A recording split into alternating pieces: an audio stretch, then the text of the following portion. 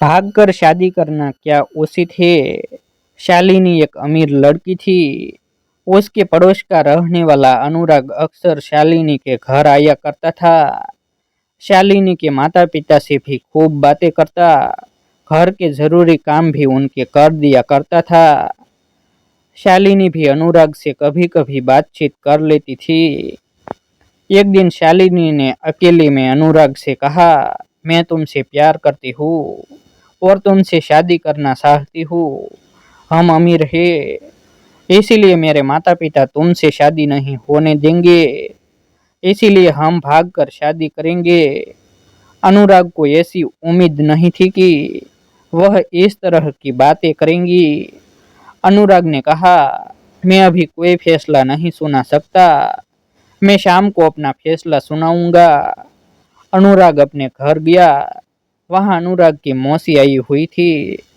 अनुराग ने मौसी से कहा, क्या कोई भागकर शादी कर सकता है।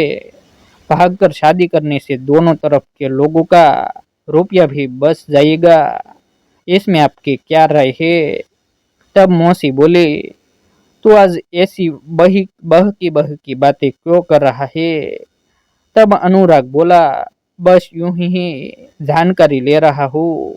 तब मौसी बोलने लगी, भागकर करी हुई शादी उस तरह होती है जैसे पेड़ से गिरा हुआ बंदर। जो बंदर पेड़ से गिर जाता है वह वापस अपनी टोली में शामिल नहीं हो सकता।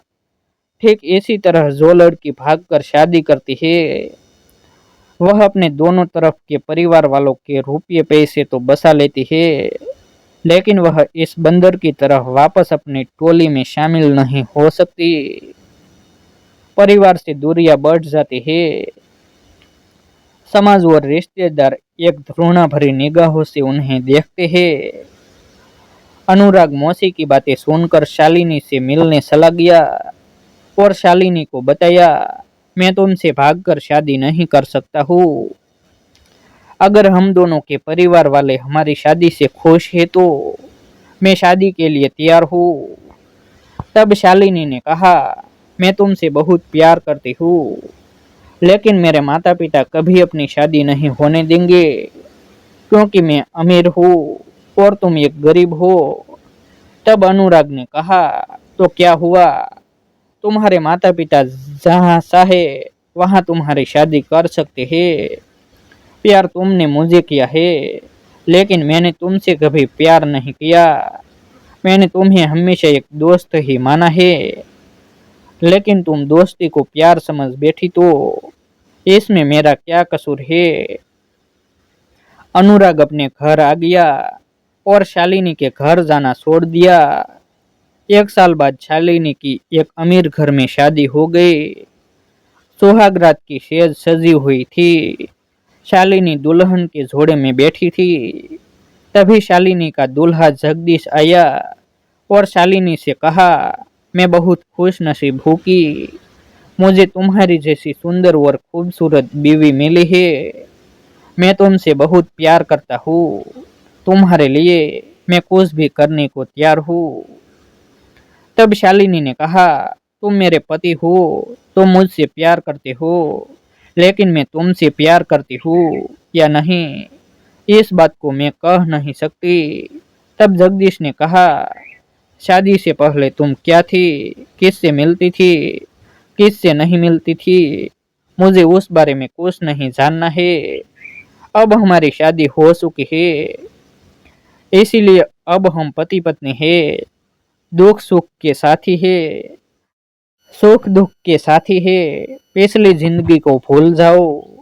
शादी से पहले तो लड़कियों को हजारों लड़के मिलते हैं, यह तो आम बात है। मैं तुम्हें हमेशा खुश देखना चाहता हूँ।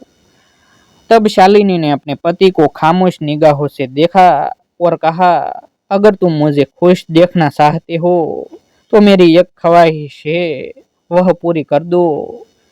तब जगदीश दोनों हाथ फैलाते हुए बोला, तुम्हारे लिए तो चांद तारे भी तोड़कर ले आऊंगा।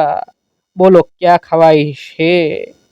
तब शालिनी ने बताया, शादी से पहले मैं एक लड़के से प्यार करती थी, उससे भागकर शादी करना चाहती थी, लेकिन उसने मुझसे शादी करने से इनकार कर दिया। मैं समझ नहीं पाई, मैं इतनी खूबसूरत हूँ, अमीर हूँ, फिर उसने मेरी मोहब्बत को क्यों ठुकरा दिया। मैं एक बार उससे मिलना चाहती हूँ, मेरी यही ख्वाहिश है, बस इतनी सी बात है। तुम्हारी ख्वाहिश जरूर पूरी करूँगा, तुम उसका पता दे दो, हम उसके घर चलते हैं। मैं भी तो ऐसे महापुरुष से मिलना चाहता हूँ जिसने एक खूबसूरत लड़की से प्यार नहीं किया और शादी का ऑफर भी ठुकरा दिया। शालिनी ने आंखों से पानी को साफ करते हुए कहा, तुम्हें दुख हुआ होगा, क्योंकि कोई भी पति नहीं चाहेगा शादी के बाद पत्नी किसी गैर मर्द से मिलने की बात कहे, वह भी अपने पति से खुलेआम। जगदीश ने अपना सेहरा उतारकर टेबल पर रखते हुए कहा, मैंने तुमसे वादा किया है, मैं तुम्हारी ख्वाहिश जरूर पूरी करूंगा, तुम मुझे अनुराग का पता दे दो। तब शालिनी ने कहा, पता तो नहीं मालूम किस मोहल्ले का था, लेकिन दिल्ली की एक कंपनी में काम करता था, उस कंपनी का पता मुझे मालूम है। जगदीश ने पता एक डायरी में लिख लिया। अगली सुबह अनुराग की खोज शुरू कर दी। कंपनी पहुंचकर पता चला अनुराग उस कंपनी से 1 साल पहले ही काम छोड़ चुका था। अनुराग की कोई तस्वीर भी नहीं थी। दिल्ली जैसे इतने बड़े शहर में अनुराग को खोजना नामुमकिन था, लेकिन कंपनी से अनुराग का मोबाइल नंबर मिल गया। कॉल लगाई गई तो अनुराग ने कॉल उठाई। जी कहिए, आप कौन भाई बोल रहे हैं? तब जगदीश ने कहा, मैं आपसे मिलना चाहता हूँ, क्या आप मुझसे मिल सकते हैं? तब अनुराग ने कहा, आपने अपना परिचय नहीं दिया, मैं किसी अजनबी से कैसे मिल सकता हूँ, और किस सिलसिले में? तब जगदीश ने कहा, मुझे एक बार आपसे मिलना है, मेरे साथ शालिनी है, वह आपसे एक बार मिलना चाहती है। तब अनुराग ने कहा, माफ कीजिए, मैं किसी शालिनी को नहीं जानता, मेरी शादी हो चुकी है और मैं अपने परिवार में अपनी पत्नी के साथ बहुत खुश हूँ। तब शालिनी ने कॉल में कहा, तुम मुझे भूल गए, मैं शालिनी हूँ। तब अनुराग ने कहा, माफ कीजिए, मैं आपको नहीं पहचानता। अनुराग की बात सुनकर शालिनी का गुस्सा और भड़क गया। तब जगदीश ने बात संभालते हुए कहा, मैंने शालिनी से वादा किया है कि मैं उसके खोए हुए प्यार से उसे एक बार अवश्य मिलवाऊंगा, भले ही तुमने प्यार ना किया हो। मगर शालिनी ने तो तुमसे प्यार किया है। अनुराग जी, आपसे हाथ जोड़कर विनती है, एक बार शालिनी जी से मिल लीजिए। तब अनुराग ने कहा, मुझे 1 महीने का वक्त दीजिए।